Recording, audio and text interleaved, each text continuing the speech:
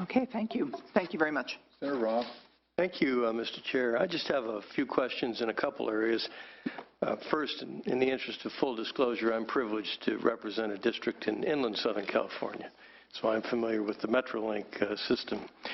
With respect to intercity rail improvements in Southern California and what you call bookend projects, I'm a little confused. The LA Times referred to $1 billion of investment in Southern California's transit system, and I thought I heard one of you mention $500 million. Is it $500 million or is it $1 billion? And if so, whichever it is, has the money rolled out or when will it roll out?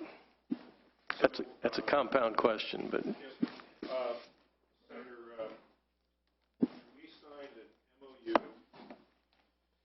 we signed an MOU with the Southern California Association of Governments. You're on. I'm sorry, sir. That commits us to $1 billion of total investment from all sources in the Southern California region. The $500 million is a subset of that, and that is what this legislature appropriated of our bond funds in 2012 through Senate Bill 1029. So the commitment is that it would be $500 million of Prop 1A bond funds, and then another $500 million that could come from disparate sources that either could come from us or through our working with them to arrange to get those dollars. And there, I think our partnership with the State Transportation Agency and Secretary Kelly is working very closely to come up with that. But our total commitment is $1 billion. So the $500 million from Prop 1A, is that already rolled out? No, sir, because that needs to, we're actually hoping this year to make the push to do that. But as you know, there have been some legal challenges to the use of bond funds, and that has been what has held up those dollars, not only for Southern California, but also for our commitment to Mr. Hartnett's project of the $600 million.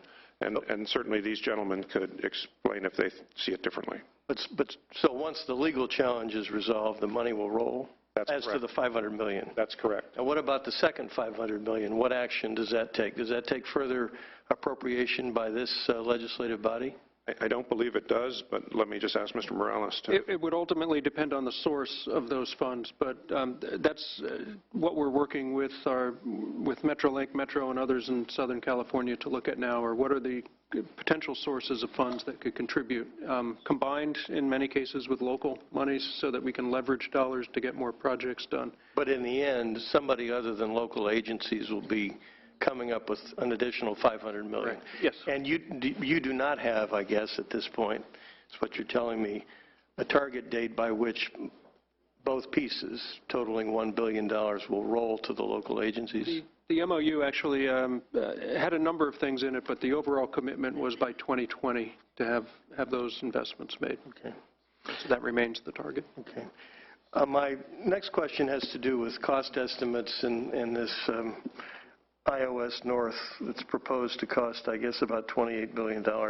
You know, let me just say this about cap and trade. 2020 is a long time from now. There'll be a change in administration, some change in this legislature. And from my personal perspective, I don't personally view the cap and trade account generally as an infrastructure financing bank. So if, in fact, cap and trade goes away or is substantially changed to interfere with your ability to access the $17.8 billion or $18 billion that you need, what will we be left with at that point in time? Is it the Madeira to Shafter line? Is that a fair question? It's a fair question. We need to plan. Yeah, I mean, Senator, it's a fair question because this program has always faced that question. And the Bond Act says a couple things that are very pertinent here. First of all, the bonds can never be more than 50% of any share of any segment that we build. It was intended that they be matched by other dollars. And so the first question is, if matches go away, we have to find other matches for them. One of the issues that was in front of the legislature in 2012 was that because we're allowed to build this system in segments, it's always going to be the case that the first segment is going to be the riskiest. That was the question that the legislature had to deal with when it looked at the appropriation for the Central Valley. What we said, and what I believe it's fair to say the legislature accepted at that time, is that if, heaven forbid, that's the only segment that's built, or the only segment that's built for a while, it does have independent utility, because that could substantially increase passenger rail service in that area and free up freight capacity. That line down through Central California, the San Joaquin's rail service right now, is the 5th busiest Amtrak line in the United States, and there's something like 1.2 million passengers per year on it. It's about a 5-hour trip up from Bakersfield here, and when you have freight and passenger rail sharing a segment, it's limited by federal regulation to 79 miles an hour. So we're building a line that could, if necessary, be tied in to the existing Amtrak service so that those Amtrak trains could run on that line. Now, no one would say that we wanted to spend $6 billion to build a better passenger line in the Central Valley. That was not the point. But the point was that if we are left with that for some period of time, it does have independent utility. And Mr. Morales and I were just in one of our regular meetings with the Federal Railroad Administration, which wants to look very closely at how we effectuate that. Even in the interim, before we get the full iOS built, that line will be there. So it's a fair question. I hope that that's a fair answer. Good answer. The last couple of questions I have to do with transparency and integrity and the cost and the schedule estimates that have been floating. And there were some, to me anyway, disturbing articles in the Los Angeles Times having to do with some cost reports. And I'd like to ask about it and give you an opportunity to talk to us about them. The first has to do with this 2013 Parsons-Brinkerhoff report. I'm sure you're familiar with it. Yes, sir. I assume the authority commissioned it. Yeah, well, commission is maybe not the right verb. Contracted for it. Yeah, Parsons-Brinkerhoff has been a major contractor for the project.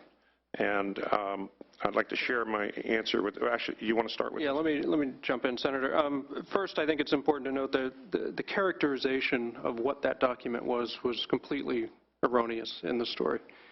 Part of the problem was it wasn't released to begin with, so people are free to characterize a document that they get, you know, that's just the way it works when you don't release it. But go ahead.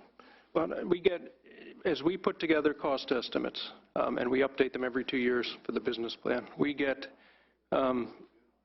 dozens, if not hundreds, of inputs into those estimates. And we look at them, determine if they're reasonable or not, if they have basis behind them or not.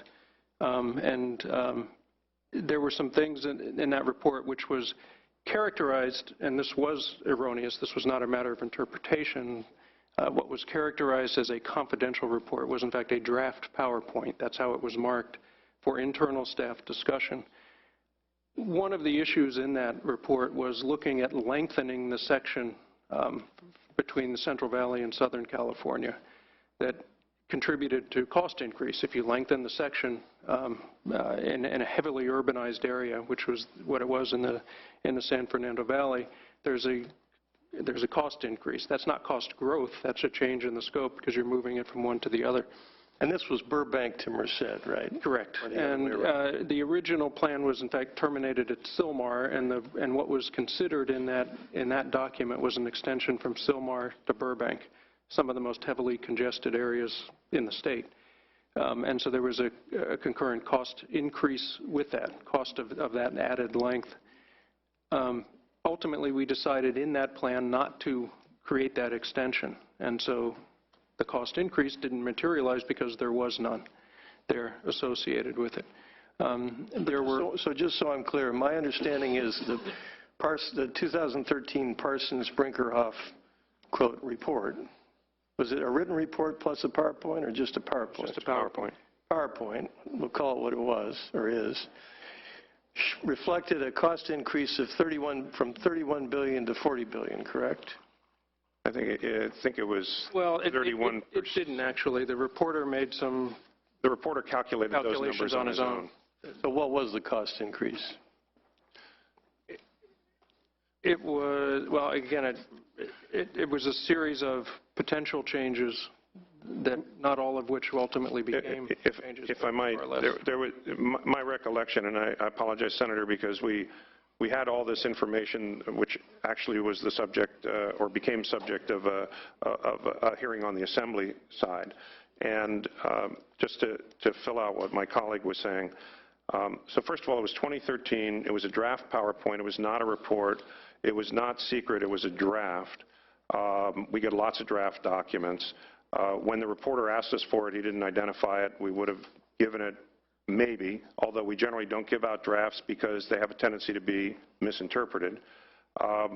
My recollection of it was that it claimed, according to this, that there was going to be a 31% increase. I think that was the number going south.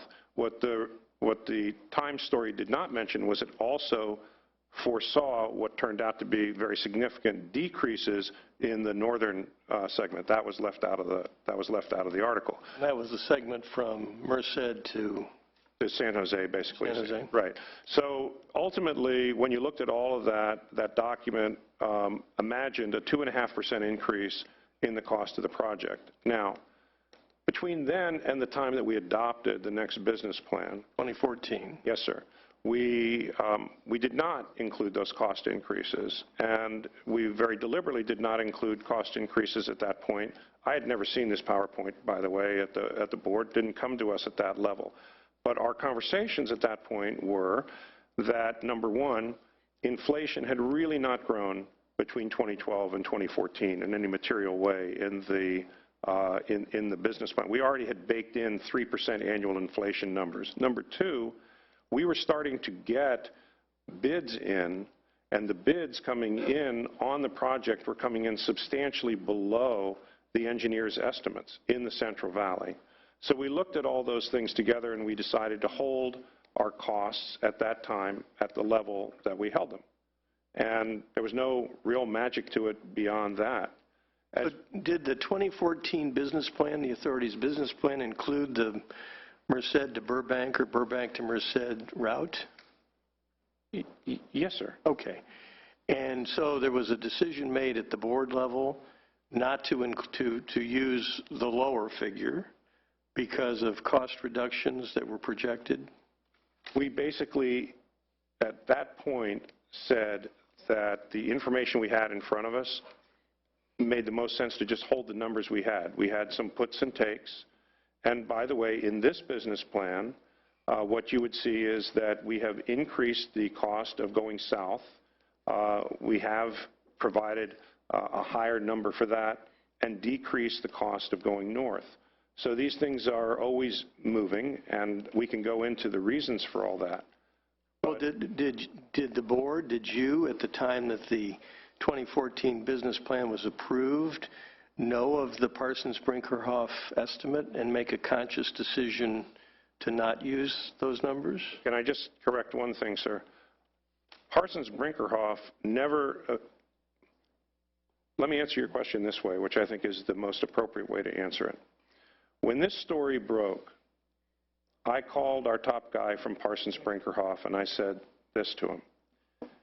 Are there people from your company walking around believing that we're using the wrong set of numbers? This was one PowerPoint, one group of engineers, based on essentially looking, as I understand it, at comparable tunneling around the world. Now, we've already been told by other consultants that they think our tunneling costs are too high. And I asked the head of Parsons-Brinkerhoff on our team, are there people from your organization running around thinking that we're using the wrong numbers? And he said no. So this was not an official Parsons-Brinkerhoff recommendation to us. It essentially was some deliberative process that people went through. And as Mr. Morales said, it was one of hundreds of inputs that go into recommendations to the board for costs.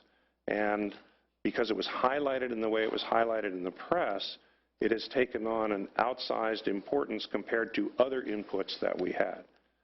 So that's the best answer I can give you, Senator. And that may very well be true, but of course, you know, in the interests of oversight, bodies such as this need complete data, and had we had that data, we may too have rejected it for all the reasons that you provide this morning, this afternoon. But I think, you know, on a going forward basis, I think it's incumbent on the authority to make sure somehow that differences of opinion are highlighted and your reasons for selecting one position over the other are noted. There's one last question, and it's... I would agree with that, Senator. And it's somewhat along the same lines. There was another, I guess this was 2015 LA Times, October 2015 LA Times story, and it says, last year, San Francisco engineering firm URS prepared a planning document that projected an increase of 15% or nearly $1 billion in the cost of building the line from Bakersfield to Fresno. URS said it had been instructed, that's in quotes, by the state to hold costs to the same level as 2012, but that the company was refusing to do so. Now, I don't know whether that's true or false, but is that something you can comment on? Well, first I can say it's false, and then do you want to go into... Sure. Again, Senator, I would say when we go through the estimating process, and the estimating process we use is not something we created. There's actually there's an American Association of Cost Engineers who put together procedures, and we follow those processes, and it's independently audited and has been looked at by the federal government independently to ensure we're following those procedures. There's something like 20,000 inputs that go into the estimates. That means, you know, hundreds and hundreds of discussions and meetings to look at all those assumptions. Are they valid? Are they not? Are they reasonable? Are they not? And so, you know, to look at any one document and try to suggest that was a definitive answer really doesn't represent how the process actually works in this. Going back to your earlier example, you know, we talked about not only the length, the two key assumptions that were behind what was characterized as a cost increase were 16 miles of length, and another was that design changes would be made to go from at-grade infrastructure to elevated. Elevated infrastructure costs significantly more than at-grade, and that was an assumption made by a working level engineer, and that was not accepted, and we said we don't want to go elevated if we can stay at grade.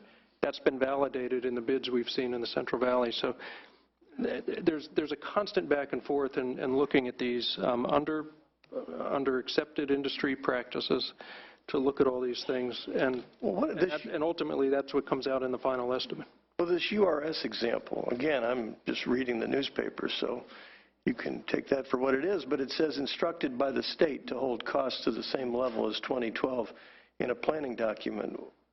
Did that occur? Senator, I'd have to go back and look at the particulars. I can tell you what we certainly say is if we don't have justification for changing a cost to the good or to the bad, either way, we don't do it arbitrarily. And so, you know, we don't take, if there's not a valid reason for making a cost change, we don't make it. But you would simply reject the URS planning document, right, instead of telling URS what to put in it? Senator, if I might. I don't mean you. I'm not. Yeah.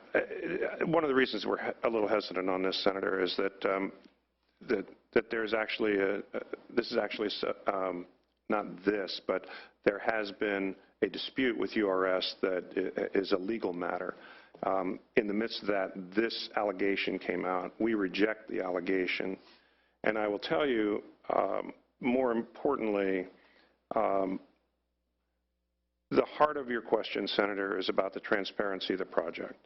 And if I might just take 60 seconds, one of the things I'm most proud of is the day that I became chair and was handed the gavel, the very first act that we engaged in after that was to create a finance and audit committee of the High-Speed Rail Authority.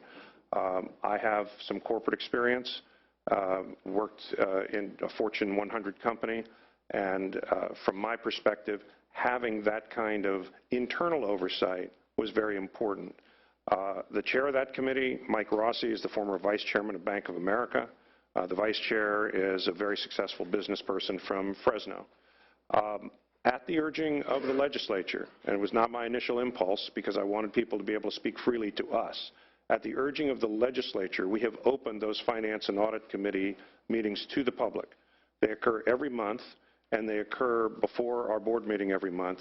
Members of legislative staff often attend those meetings. There's very detailed information in those Finance and Audit Committee proceedings, and you can access this on our website. Any citizen can access this on our website, and it looks not only at costs, but at risk factors. And what's most important for us, and one of the things that I think creates, in some ways, a negative cast on the project, is that if we're doing our job correctly, we're constantly talking to ourselves and to you about risks.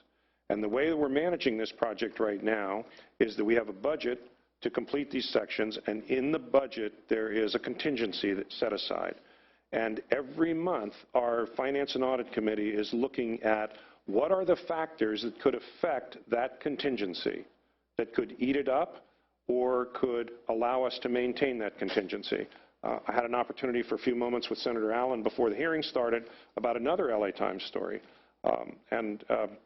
We find them distressing, perhaps for other reasons than you do, sir, but it also raised this question. Well, that was all information that we had made public, where we stood up and we said, we got a slow start on right-of-way, and if we're not delivering parcels to the contractor on the specific dates, the contractor could have a claim.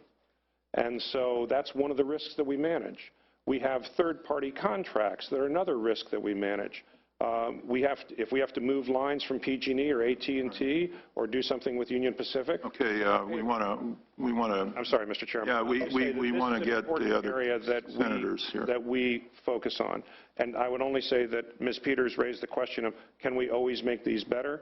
Yes, we'll continue to work with people to do it, but we're not hiding anything. It doesn't do us any good. We continually get pressed for audits, as you know, and it's our interest not to politicize this thing, but on the other hand, we need to have absolute confidence in the figures and the data that you provide to us. So thank you for working on that. Thank you, Mr. Chair. I'm sorry for the long answer, Mr. Chairman. Yeah, let's try to keep it short. We want to have time for public, and we go into session at 2 o'clock, so.